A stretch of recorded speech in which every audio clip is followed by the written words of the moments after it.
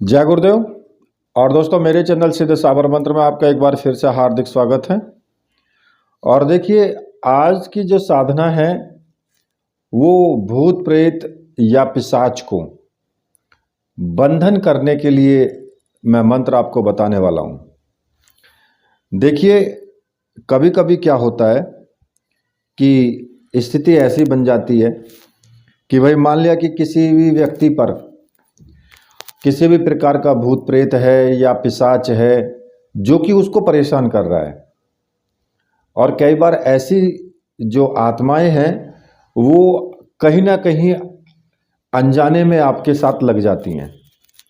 क्योंकि जैसे कि मान लिया आप कहीं शमशान घाट में चले गए, कुछ खा पी करके चले गए, बच्चा या फिर कोई स्त्री या कोई भी पुरुष, किसी को भी लग सकती है। ऐसा कुछ नहीं है कि भाई किसी को नहीं लग सकती है, लेकिन हाँ, ऐसी स्थिति में अगर वो लग जाती है तो फिर वो आपको जीवन को पूरा बर्बाद करके डाल देती है। क्योंकि अगर वो साथ है आपके तो वो आपको कहीं गलत कार्य में फंसा सकती है। आपके शरीर में कोई नुकसान, कोई रोग बीमारी आपको लग जाएंगे, आप पागलों की तरह व्यवहार करने लगेंगे, या फिर किसी भी तरीके से आपको कोई भी प्रॉब्लम शुरू हो सकती है। और कई बार तो ये आत्माएं क्या होती है कि अगर मान लिया किसी पुरुष को या फिर किसी लड़के को, अगर कोई स्त्री, ऐसी आत्मा जो कि स्त्री की आत्मा हो, अगर वो लग जाती है तो यहाँ तक कि उसके साथ संभोग भी करने लगती है वो। और कई बार उसको सपने में, रात्रि में उसके पास आती है और कई बार उसको संभोग करके और वो चली जाती है। क्योंकि उसकी जो तृप्ति है, जो पूर्ति है, वो नहीं हो पाती है। तो इसलिए ऐसी वायव्य आत्माएं इधर उधर भटकती रहती हैं। और दिन प्रतिदिन क्या होता है कि जिसके ऊपर इस प्रकार की आत्मा लगी होती है, दिन प्रतिदिन वो व्यक्ति कमजोर होता चला जाता है। और एक दिन ऐसा आता है लास्ट कि वो मृत्यु को प्राप्त हो सकता है, अगर सही समय पर उपचार ना किया जाए तो। अब देखिए, यहाँ पर क्या है कि भूत प्रेत को भगाने के या भूत प्रेत को मारने के या फिर भूत प्रेत हटाने के बहुत से मंत्र दिए हैं। लेकिन कई बार क्या होता है कि वो आपके भगाने से भी नहीं भागते। एक बार के लिए चला जाएगा, फिर वापस हट करके आ जाता है। तो अब ऐसी स्थिति में क्या किया जाए। और दूसरा एक और होता है कि कभी भी, ये भी मैं आपके लिए बता रहा हूं, आगे के लिए भी बता रहा हूं, कभी भी किसी भी पेड़ की नीचे पेशाब नहीं करना चाहिए। किसी भी पेड़ के नीचे। कई लोग क्या करते हैं, रास्ते में चलते फिरते, जैसे कि कहीं जा रहे हैं या फिर चलते फिरते कहीं ना कहीं उनको पेशाब लगा और वो पेड़ के नीचे उन्होंने पेशाब कर दिया। क्योंकि कई बार क्या होता है कि ये वायव्य आत्माएं जो होती हैं वो पेड़ों के ऊपर भी निवास करती हैं। और खासकर बरगद और पीपल के पेड़ के नीचे तो बिल्कुल नहीं करना चाहिए। क्योंकि अगर आप वहां उस पेड़ के नीचे पेशाब करते हैं और उसके ऊपर कोई वायव्य आत्मा है तो उसको वो बुरा लगता है और वो आपके साथ वहां से आ सकती है, आपको परेशान कर सकती है वो आत्मा। तो इस चीज का ध्यान आप जरूर रखें। अब देखिए, यहां पर क्या होगा कि अगर मान लिया आपने किसी भी व्यक्ति को जिसके ऊपर ऐसी प्रॉब्लम है और आपने उसको झाड़ा लगा दिया या रक्षा मंत्र से उसको झाड़ा लगा करके, भाई एक बार तो वो ठीक हो गया, लेकिन घर जाने के बाद वो फिर दोबारा से हो गया। तो होता क्या कि ऐसी स्थिति में दोबारा से वो आत्मा फिर से आ जाती है। तो अब उसके साथ क्या किया जाए। तो यहाँ पर जो मैं आपको बताऊंगा वो एक ऐसा मंत्र बताऊंगा कि जो उसको बंधन में करने का है, उसको बांधने का है। यानी आपका रोगी ठीक हो जाएगा, लेकिन वो जो आत्मा है वो वहीं बंद करके पड़ी रहेगी। और उसको खोलने का मंत्र भी मैं बताऊंगा, लेकिन वो हो सकता है मैं दूसरी वीडियो में दूंगा। यहां पर सिर्फ मैं आपको केवल बंधन में करने का जो मंत्र है सिर्फ वो बताऊंगा। ठीक है, देखिए, इस मंत्र को सिद्ध करने के लिए केवल आपको एक रुद्राक्ष की माला की आवश्यकता होगी और वो माला मंत्र सिद्ध और प्राण प्रतिष्ठा युक्त होनी चाहिए। और ऐसी माला अगर आपको चाहिए तो मैंने व्हाट्सएप नंबर वीडियो में दिया हुआ है, वहाँ से आप मुझे व्हाट्सएप करके और वो माला आप प्राप्त कर सकते हैं। ऐसी माला सदैव आपके पास रहेगी। ऐसा नहीं है कि आप उसको विसर्जित करना है उसको बाद में, नहीं, उस माला से आप कितने भी साबर मंत्र सिद्ध कर सकते हो। और उस माला से आप गुरु मंत्र का भी जाप कर सकते हो, शिव मंत्र का भी जाप कर सकते हो, या फिर गायत्री मंत्र का भी जाप कर सकते हो। उस माला से आप बहुत आपके काम की चीज़ है, उसको अपने पास ही रखना है आपको। ठीक है, जब आप वो माला प्राप्त कर लेंगे उसके बाद आपको साधना शुरू करनी है। साधना किसी भी रविवार से या मंगलवार से आप शुरू कर सकते हैं। होली, दीपावली, ग्रहण ये तो हैं ही, इनमें तो आप कर ही सकते हो। लेकिन अगर ऐसा टाइम ना हो सामने तो फिर आप किसी भी रविवार से करें या मंगलवार से करें। और किसी भी साबर मंत्र की साधना रविवार या मंगलवार से कर सकते हो। ठीक है, अब इसमें क्या करना होगा, आपको अपने घर पर ही साधना करनी है, कहीं बाहर नहीं जाना है। इस साधना में कैसे भी वस्त्र धारण कर लें, लेकिन साफ स्वच्छ वस्त्र हों, वो ज़्यादा अच्छा रहता है। और उत्तर दिशा की तरफ मुख करके बैठें। कोई सा भी आप आसन डाल लें, सफ़ेद हो, लाल हो, पीला हो, कैसा भी हो।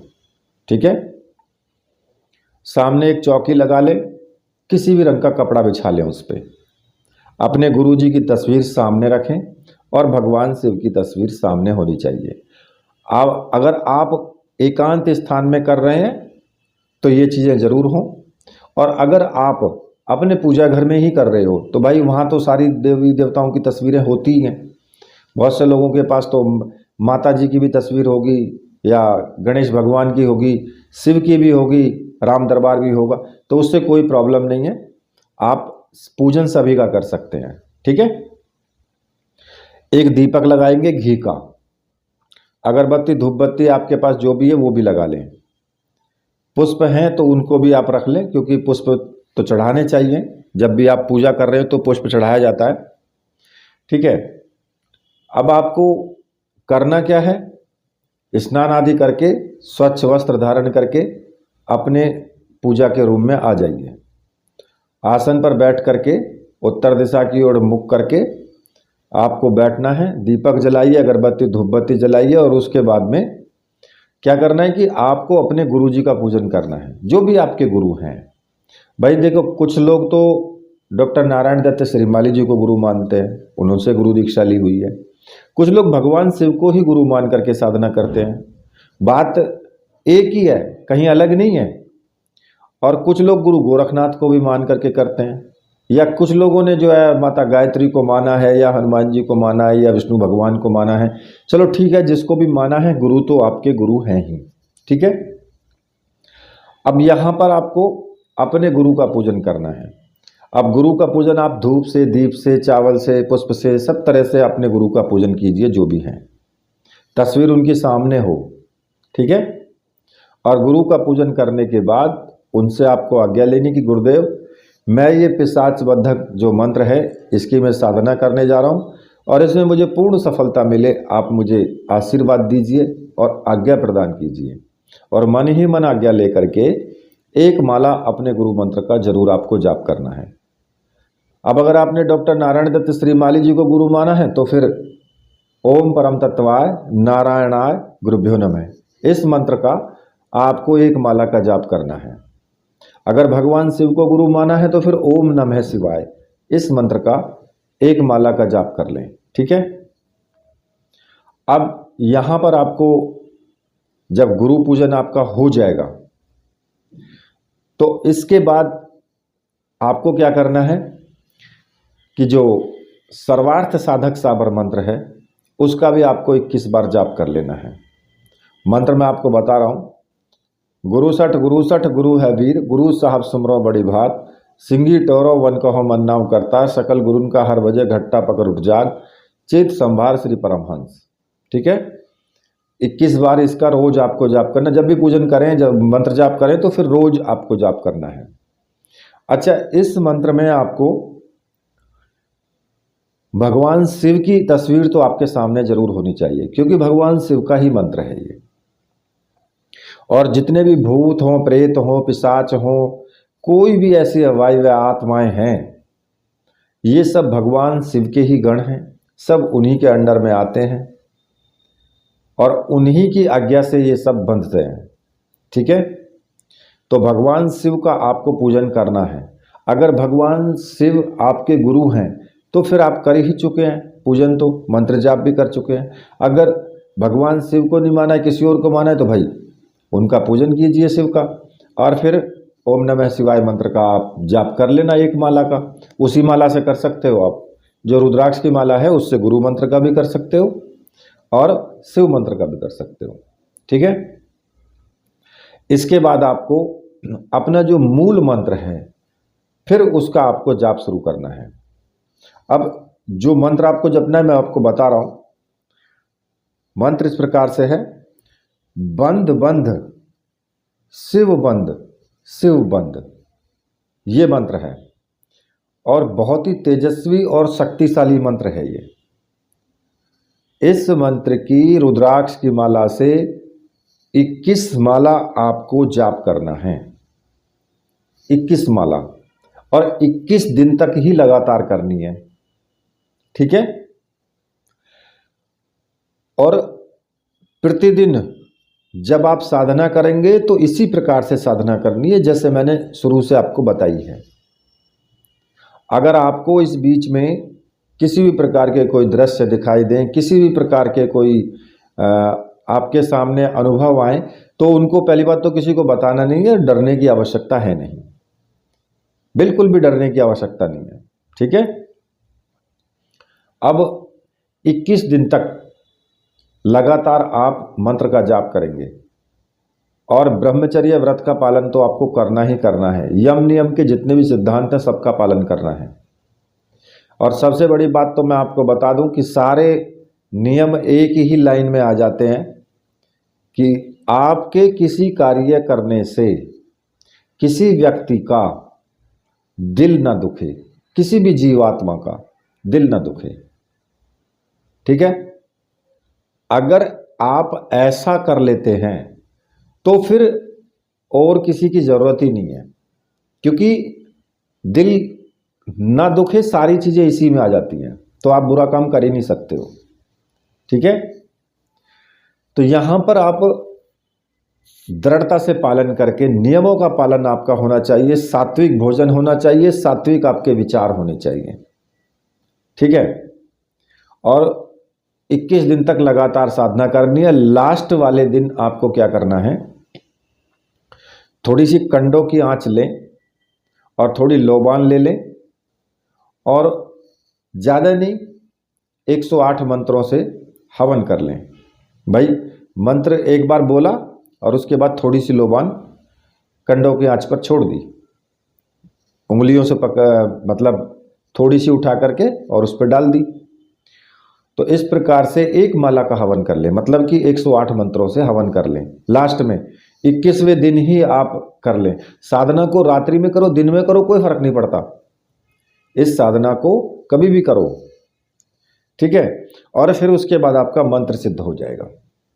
जब आपका मंत्र सिद्ध हो जाए फिर आप उसका प्रयोग कर सकते हैं। अब मान लिया कि आपके सामने कोई ऐसा रोगी आ जाए कि भाई जिसके ऊपर कोई भूत प्रेत पिशाच है, तो आपको क्या करना होगा, उस रोगी को बिठा लें। ठीक है, और उस रोगी को बिठा करके उसके चारों तरफ एक लाइन खींच दें, गोला, एक गोला बना दें उसके चारों तरफ। ठीक है, और उड़द के दाने ले लें और उड़द के दाने पर मंत्र पढ़ करके, एक एक दाने पर मंत्र पढ़ना है आपको।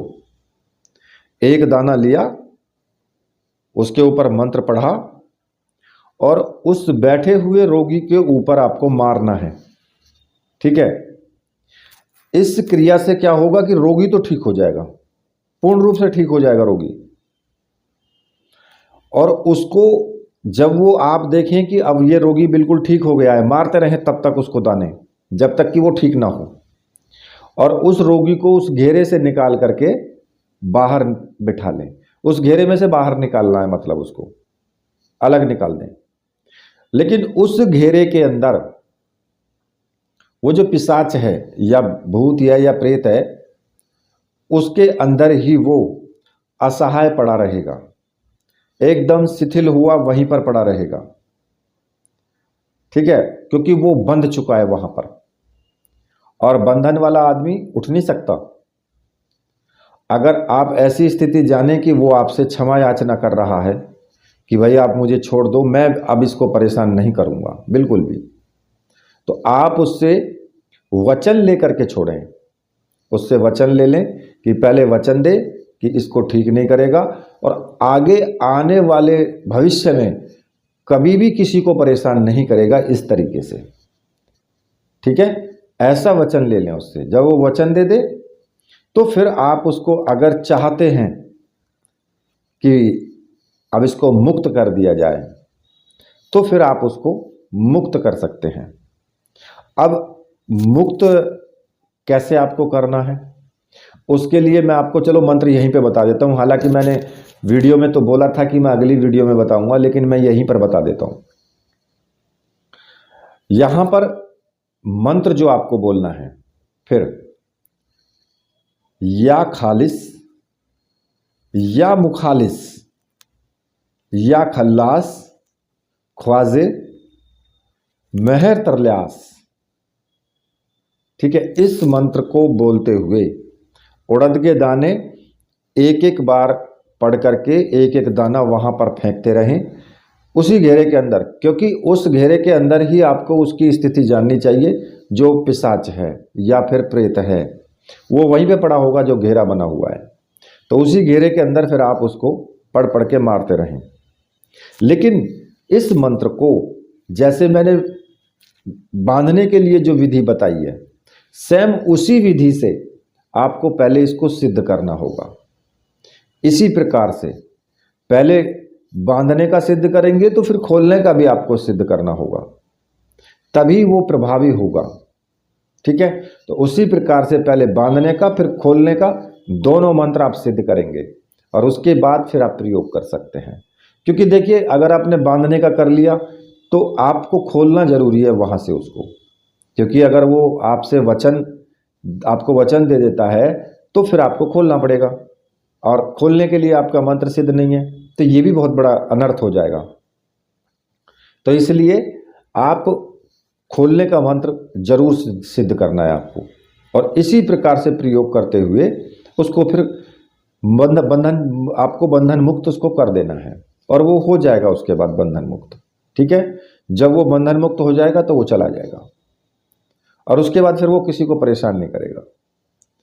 ठीक है, तो देखिए, ये जो मंत्र साधना है ये काफ़ी तीव्र और बहुत अच्छी मंत्र साधना है। अगर आप इसको करेंगे तो लोगों का भला ही होगा। और इसके बारे में अगर आप किसी को ठीक कर देते हैं तो किसी प्रकार का पैसा आप ना लें, नहीं तो आपकी जो साधना है, जो शक्ति है, वो धीरे धीरे खत्म होती चली जाती है, फिर वो काम करना बंद कर देती है। ठीक है, इसी के साथ मैं वीडियो को यहीं पर समाप्त करता हूँ। मेरे साथ बोलिए बोलिए वीर बजरंगबली हनुमान जी महाराज की जय। बोलिए मेरे परमहंस गुरुदेव की जय।